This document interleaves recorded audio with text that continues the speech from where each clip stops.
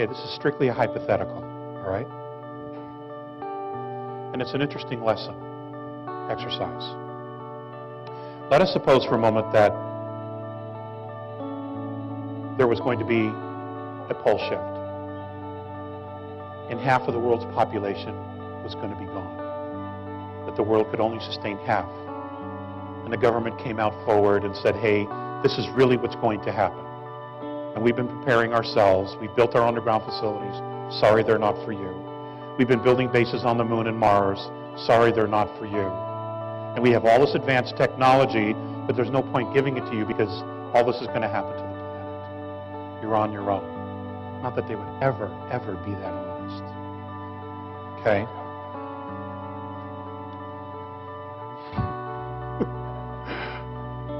Okay? Well, let's just suppose. So let's suppose you now knew for a fact that we had a year and a half to 2 years. What would you do different with your life? What would you do with those last 2 years? Would you start selling real estate? Would you become an artist? Would you allow yourself to fall in love again? Would you allow yourself to give forgiveness that you've been denying someone? Would you want to heal old relationships? Would you want to write a book? Would you want to travel? Would you want to learn to swim? I mean, whatever. What would you do differently if you knew you had 2 years? Now, I'm talking about as a planet. Now, individually, people face these realities every day through disease, cancer, and the such. You know, and they're the bravest people in the world because they know. They've been given a diagnosis that's terminal. Many don't die, but others do. But they live with that every day. And every day, they have the courage to get up and keep doing whatever it is that they want to do. What would we do differently as a society, as a global planet? This is not just an American issue. This is a planetary issue. And I have to tell you, the extraterrestrials don't see us as Russians, Chinese, Americans, Japanese. They don't see any of that. We are one race. Irregardless of our differences and our languages, we are one race to them. Only we don't believe that. We're the only ones who don't believe that. Okay? What would we do differently? What would you do with your life? How would you live it? Would you be the most benevolent person you know? Would you go the other way? You know, would you be a gangster? You know? Would you sing love ballads or would you sing rap? You know, everybody.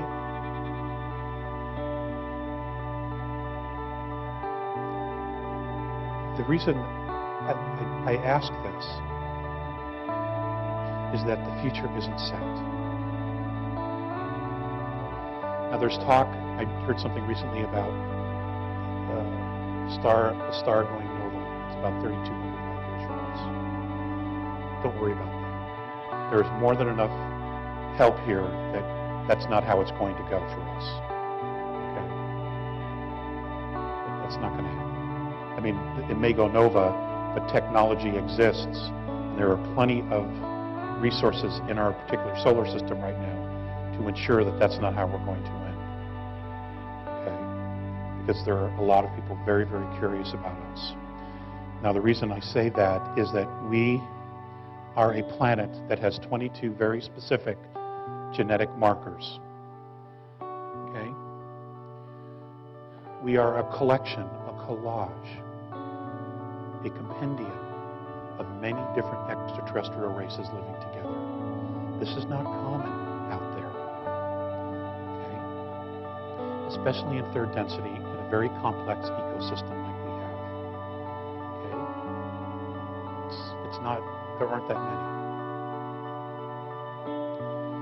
And they're here to watch us because we are, as a civilization, at a place where many of them have been before. And that is that we are spiritually evolving. At the same time, we have created technology that we barely know how to contain and use. The technology was created in a space of fear. Those using it, holding it, maintaining it, controlling it, are in a space of fear.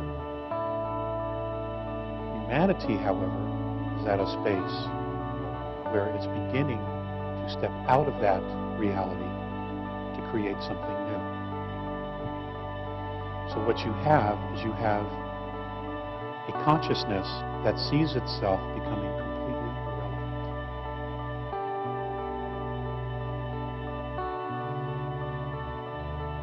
Which makes them unpredictable.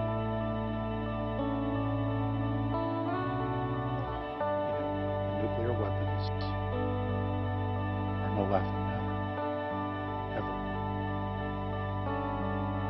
Okay? Now, there are extraterrestrial races, benevolent extraterrestrial races, having contact with some military sources on Earth from different countries. God, there is so much going on. And the wild card here really is us. We're the kingpin. We need to continue on this movement of not only sticking together, but focusing on what it is that we really want. What kind of world do we really want? We really can't be serious about wanting to create a global government that controls every aspect of our lives. Look at what they've done with the world already. Why would we trust them with anything else? We can't. We simply can't, because they're not us. They see us as a natural resource. Therefore, we need to turn our focus completely away from them and create what we do want, so that their paradigm completely collapses on itself. And it needs to, because it isn't real. It's not us.